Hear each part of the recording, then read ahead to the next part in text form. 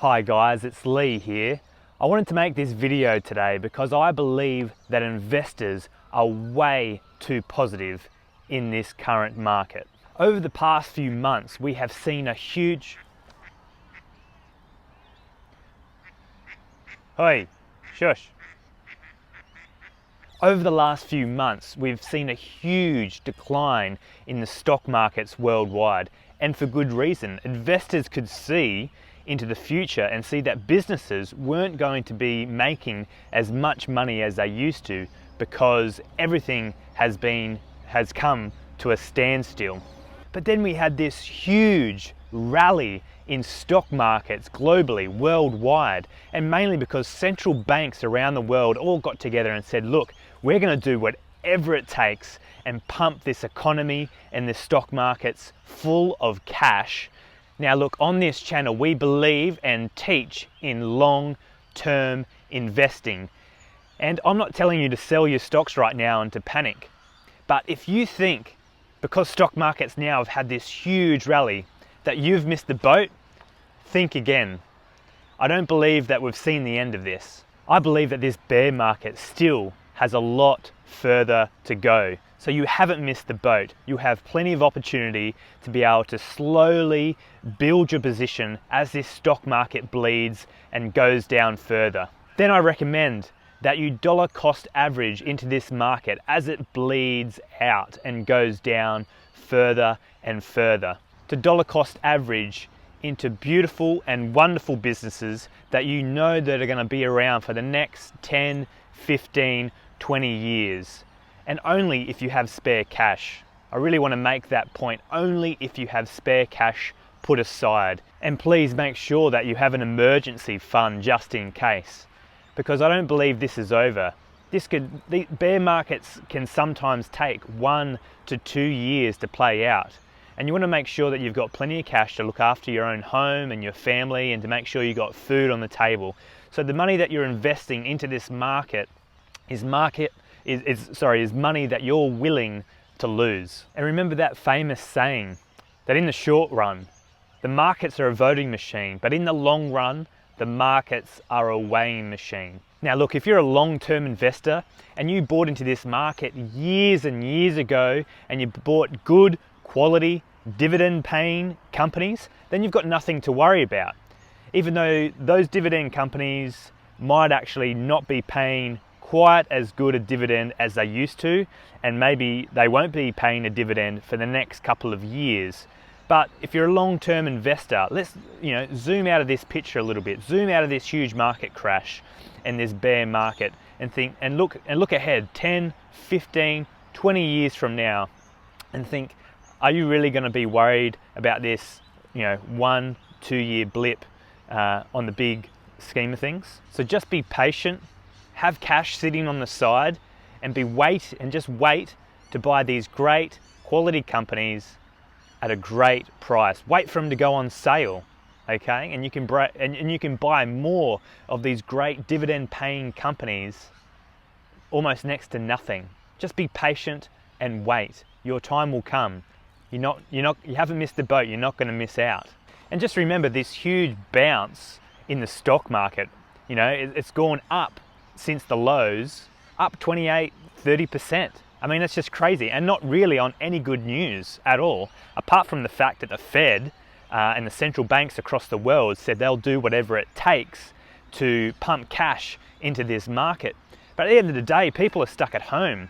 Things are shut down, and people aren't spending money.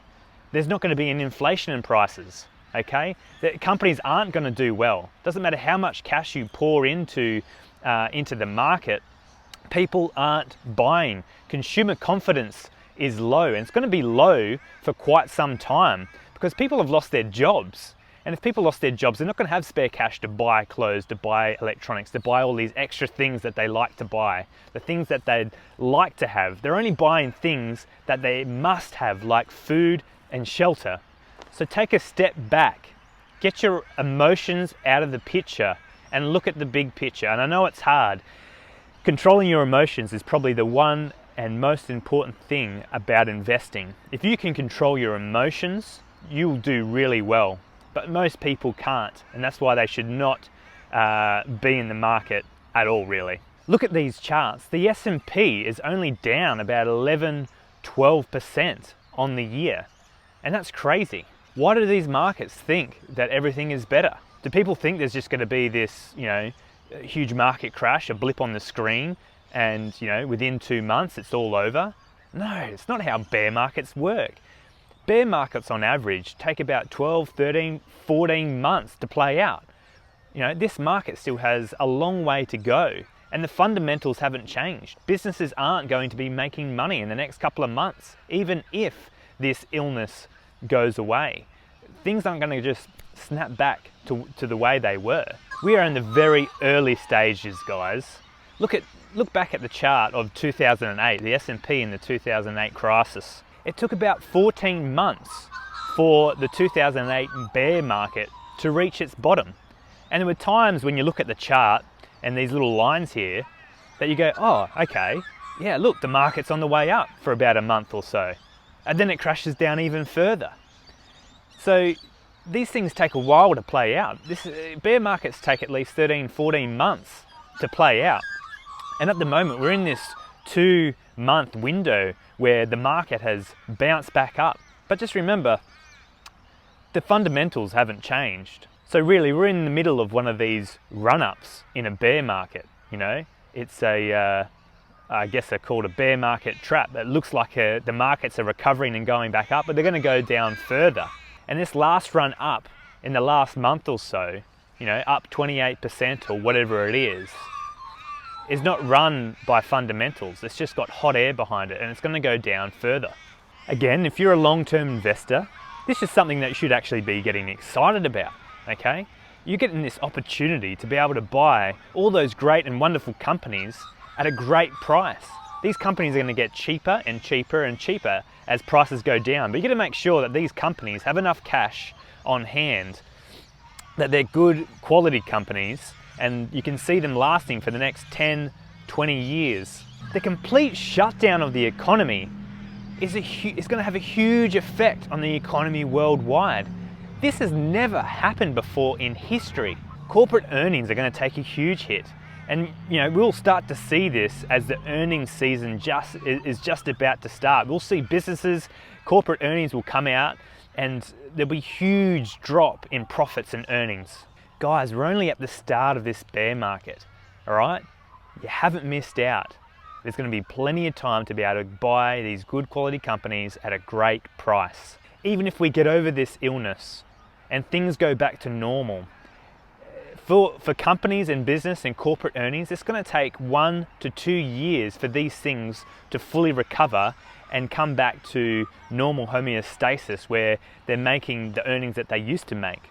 Look at this chart of unemployment. You can see that it sort of goes along here, and then look at 2008 where it bumps up a little bit there. This is in the middle of the crisis. Then it comes back down, but now look at today. It's this huge spike that's never been seen before in history in this recorded chart that we have here. This is absolutely crazy. The unemployment rate is off the charts. Now, do you think when this illness is over that people are just all going to go back to work and this is all just going to come back, it's all going to come back to normal? No, of course not. That's not how it's going to work. People aren't just going to go straight back to their old jobs. A lot of these businesses where they lost their jobs have shut down and they've closed. Things will take a while for people to start getting their jobs back. And so if people aren't rushing back and getting new jobs, people aren't going to have as much cash as they used to, which means they're not going to be buying as much, and consumer confidence is still going to be low, which means that these businesses aren't going to be making much money straight away. It's going to take a couple of years for this to fully recover.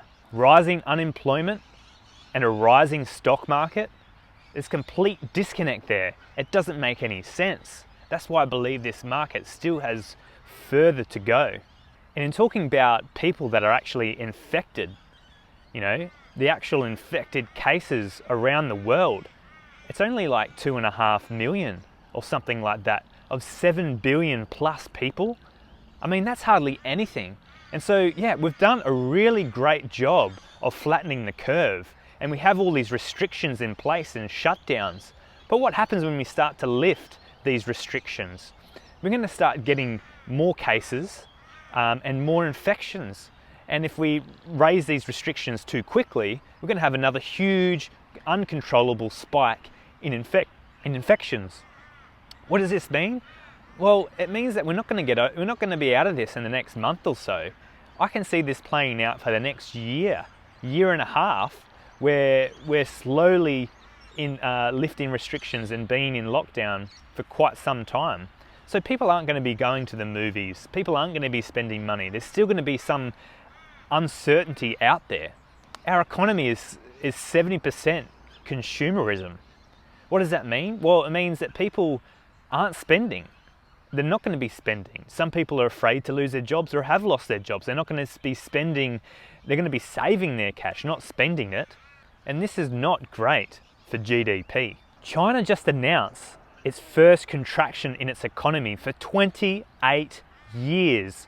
It's dropped 6.8% this year, which is absolutely crazy. So when China sneezes, the rest of the world gets a cold. And we can see that with the supply chains around the world. It's hugely affected some of these big companies like Microsoft and Apple, where they get most of these products made. And what about the US economy? I mean, it could potentially be worse. JP Morgan said that in the first quarter, it is likely to see minus 10% in the first quarter, and then in the second quarter, minus 25% shrinkage of the economy. That's just crazy. So why are investors so optimistic in this market right now? Why is the market up 28%? Do they know something that we don't? Do they have a time machine and see in the next 2 months everything's going to be back to normal? I don't think so. I think people are quite optimistic, but I don't think this is going to be over so quick as most investors think. Look at the industries affected. Look at the auto industry, for example. People who have lost their jobs if they worked in hospitality can't make the repayments on their house, on their loan repayments, on their rentals. So how does that affect the auto industry? The oil companies, I mean, they've been affected hugely by the low oil price. Are they going to get bailouts? Are they going to lay off huge amounts of people because oil prices are so low?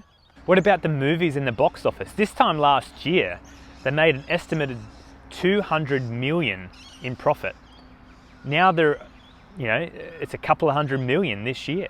And I can see that going down even further as things continue to be shut down. What about the air and hospitality industry? I mean, there's a whole industry that's been completely wiped. So what happens, it's amazing how all these things are interconnected. What happens when a business shuts its doors? It can't pay the commercial real estate agent the rent. So that person that owns that commercial real estate can't pay off their loan on the real estate. So then they default on the commercial loan, which then goes back to the bank. And do some banks fail, or do they get a bailout from the government?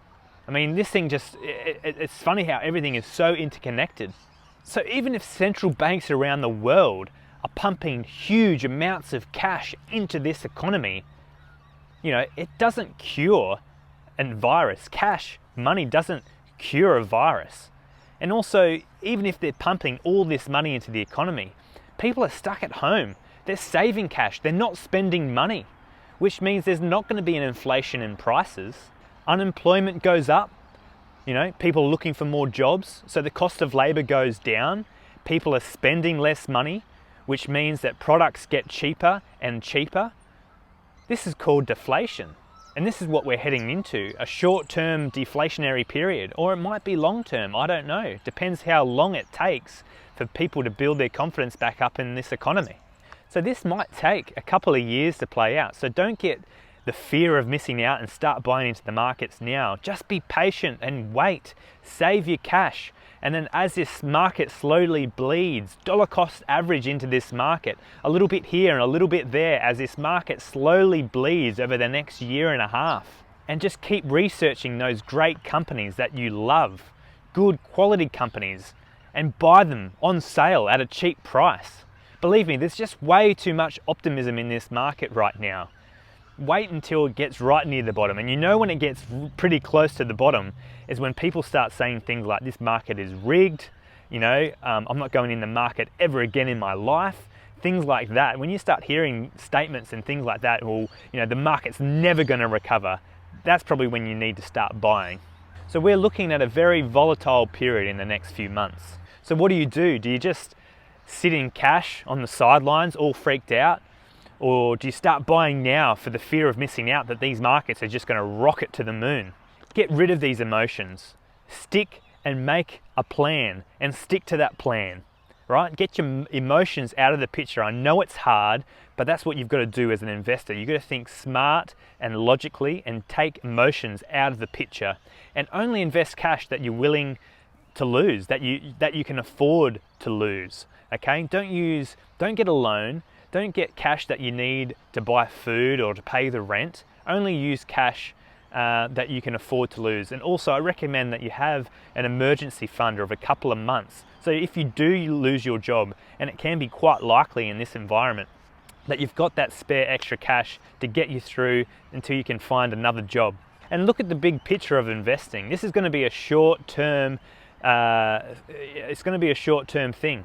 1-2 years, and then it's all over. In the big scheme of things, you know, it's not that long. Have patience and wait. So how are you going to build your portfolio? I recommend that you stay in cash and slowly buy into this market, dollar cost average on the way down. And what does that mean? Well, let's say, for instance, you've got $50,000, and as this market goes down, let's say 10%, you get 10 grand worth or 10,000 worth of that investment, and you put it in and you buy into one of these companies that you've been looking at. And as it goes down further, you're like, sweet, great, I'm going to buy another further $10,000 into that company. And you just keep doing that until you run out of your cash. And then you just wait for these markets to go back up. Do your research. I can't recommend that enough. Do your research. Make sure these companies are really well equipped. They've gone through crises before. They've been around for a long time, and you know, it looks like they're going to be around for the next 20 years or so. And as I said, dollar cost average is a great way to slowly build your portfolio in these type of markets. No one can predict the bottom. If someone says they can predict the bottom, run the other way. No one can ever predict the market bottom. That's why you must dollar cost average on the way down. So please don't forget to subscribe, and please remember to hit the like button if you like this video.